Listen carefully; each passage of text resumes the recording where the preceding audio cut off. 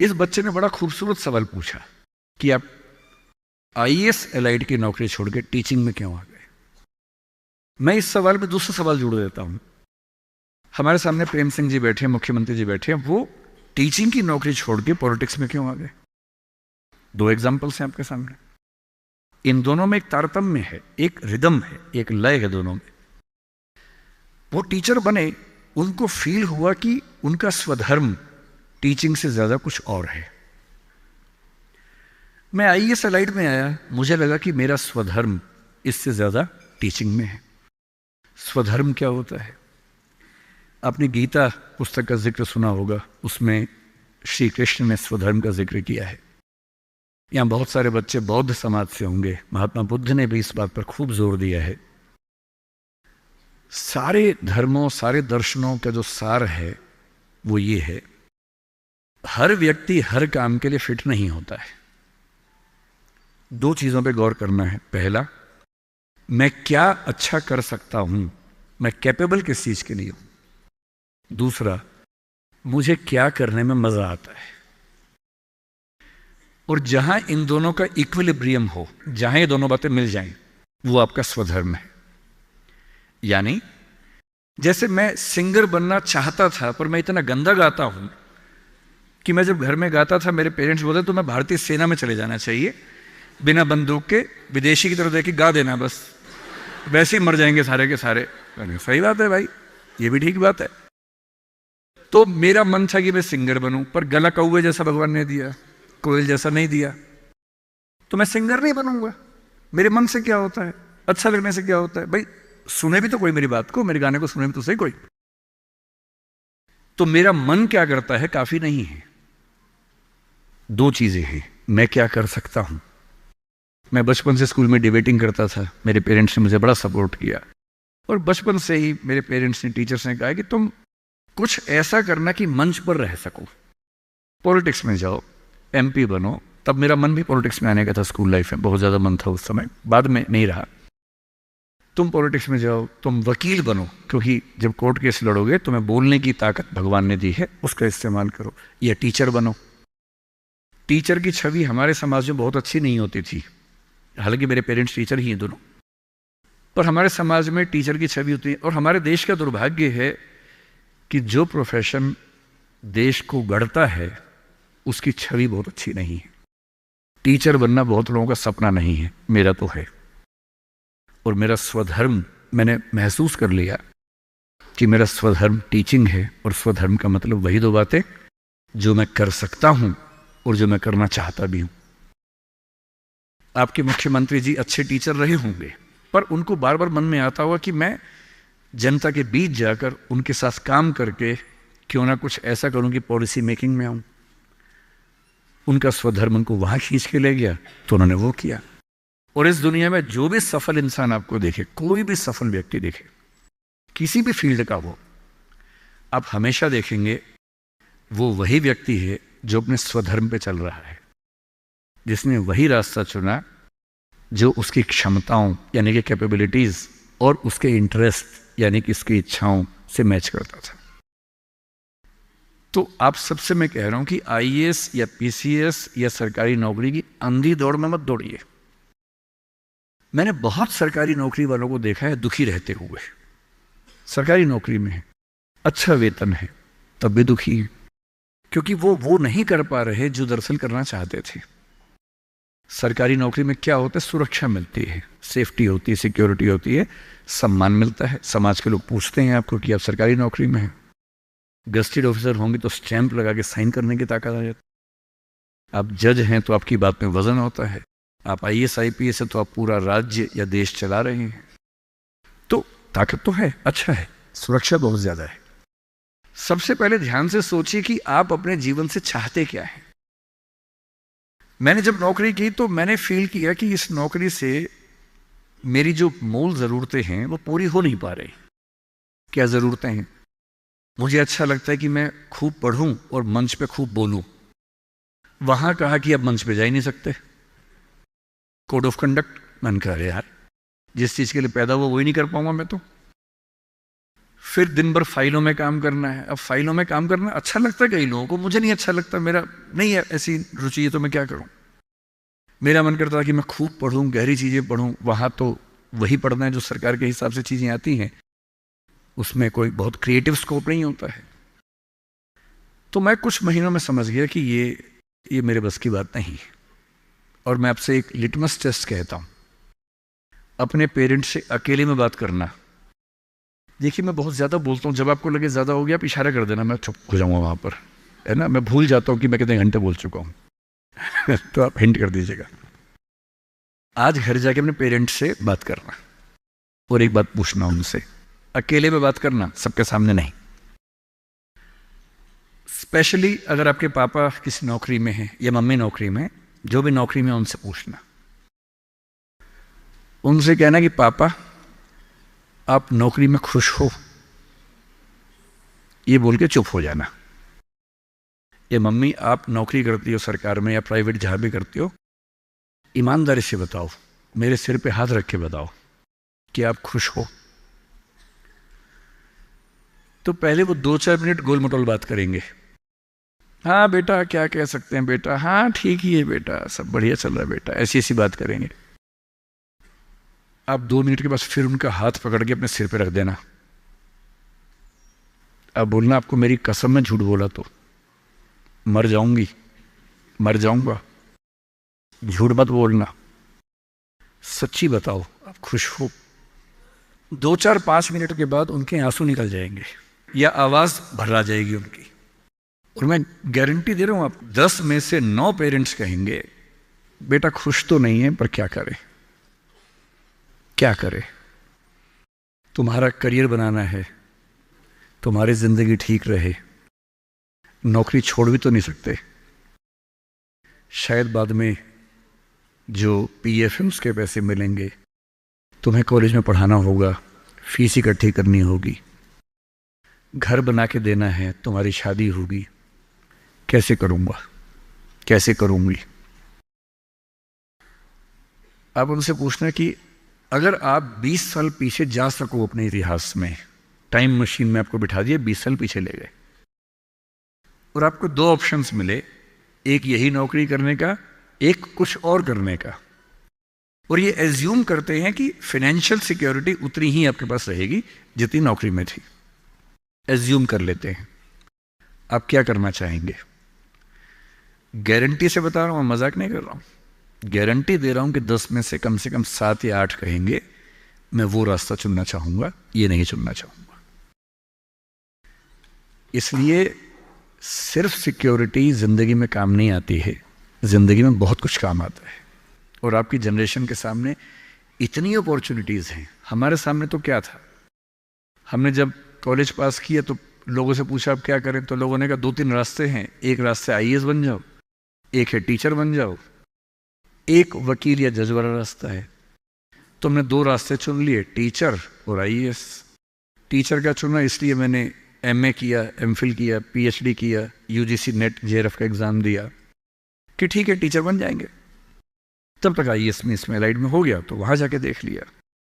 जल्दी ही समझ में आ गया कि दोनों में उतना मजा नहीं आ रहा है, तो दोनों छोड़ दिया। लेकिन उस समय छोड़ दिया।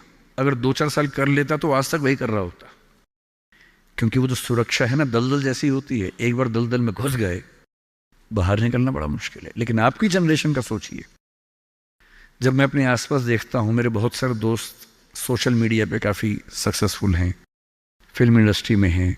उनमें से एक ने मुझसे पूछा कि सर मैंने 30 साल नौकरी की है और मैं अपनी फील्ड में लगभग टॉप पे हूं। मान लीजिए मैं आपसे पूछूं, ये प्राइवेट सेक्टर की बात है, एक टीवी चैनल के टॉप व्यक्ति के बारे में बता रहा हूं मैं आपको। उसने कहा कि अगर मैं आपसे पूछूं कि मैंने ठीक किया या गलत किया, तो आप क्या सलाह देंगे? मैंने कहा सलाह तो मैं क्या आपको दूंगा, आप मुझसे बड़े हैं, सलाह तो मैं आपसे ले लेता हूं बल्कि, लेकिन अगर आप मेरा ओपिनियन चाह रहे हैं तो मैं आपको केवल एक बात बता के समझाता हूं। मेरा अपना मानना यह है कि नौकरी अच्छी है, नौकरी से अच्छा है उद्यम, एंटरप्रेन्योरशिप या सेल्फ एम्प्लॉयमेंट। ये बात मैंने कई मंचों पे कही है।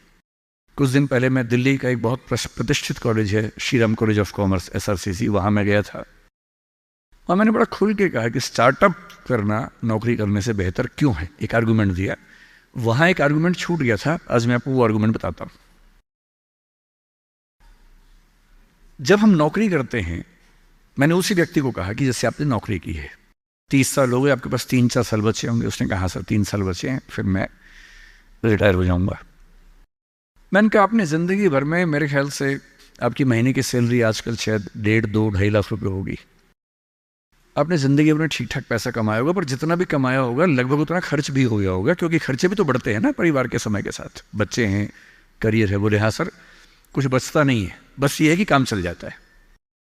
मैंने कहा अब 4 साल में रिटायर होंगे, आपने एक घर जरूर खरीद लिया होगा नोएडा वोएडा में।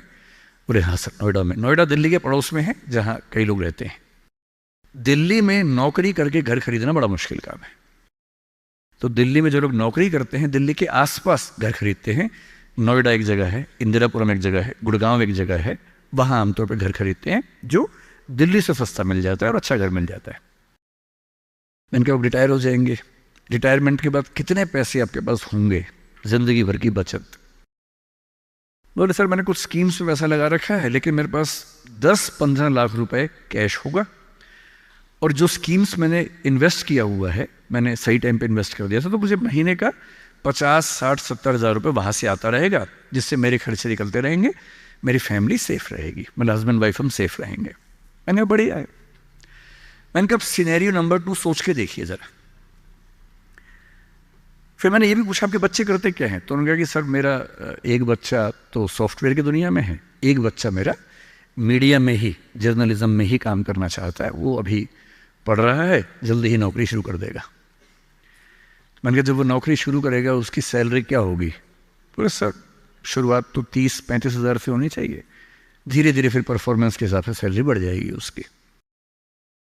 मैंने कहा चलिए अब चैनल चेंज कर लेते हैं। मान लीजिए कि आपने 30 साल पहले नौकरी की जगह अपना उद्यम शुरू किया होता। लेट अस एज्यूम, मैं जानता हूं कि अपना उद्यम करने में खतरा ज्यादा होता है, बहुत ज्यादा होता है। 1000 में एक उद्यम बेहद सफल होता है, जिसको आप देखते हैं अखबारों में, स्टार्टअप, और वो क्या बोलते हैं, यूनिकॉर्न। यूनिकॉर्न का मतलब एक सींग वाला घोड़ा, ऐसा घोड़ा जिसका एक सींग हो। एक माइथोलॉजी है यूरोप की, उसमें यूनिकॉर्न का जिक्र आता है। वो तो 1000 में एक होता है यूनिकॉर्न। बाकी लेकिन ये है कि आप रीजनेबल सक्सेस तो आप ला सकते हैं थोड़ी सी मेहनत करके। धीरे धीरे लोग आपको जानने लगते हैं, एक ब्रांडिंग बनने लगती है, और 3 साल का मानते हैं कि ब्रेक इवन का एक जस्टिशन पीरियड है, कि 3 साल अगर आपने ठीक से काम कर लिया। एक ये फॉर्मूला आप भी समझ लें, दुनिया में कोई भी काम हो, कितना भी मुश्किल हो, अगर आपने 3 साल उस पर ठीक से खर्च कर दिए तो मान के चलिए कि उसमें आपको सक्सेस मिलनी तय हो जाएगी। 3 साल का गोल्डन रूल है। तो मैंने उस व्यक्ति से कहा कि अगर आपने 3 साल स्ट्रगल कर ली होती, अपना काम शुरू किया होता, लेट अस एज्यूम, और सफल हो जाते, और मान लीजिए सफल ना होते तो नौकरी कर लेते, ऐसा भी क्या है, 30 साल नहीं 27 साल नौकरी कर लेते, कौन सी ऐसी खास बात है। और यदि आज आपका एक एम्पायर खड़ा हो जाता, अभी आप नौकरी करते हैं, उस समय शायद आप 500 लोगों को, 100 लोगों को, 1000 लोगों को नौकरी दे रहे होते।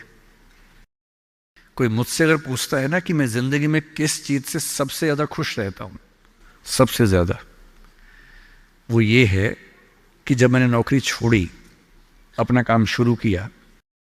शुरू में हमारे यहाँ 3 लोग काम करते थे, आज हमारे दृष्टि ग्रुप में 1800 लोग काम करते हैं, 1800।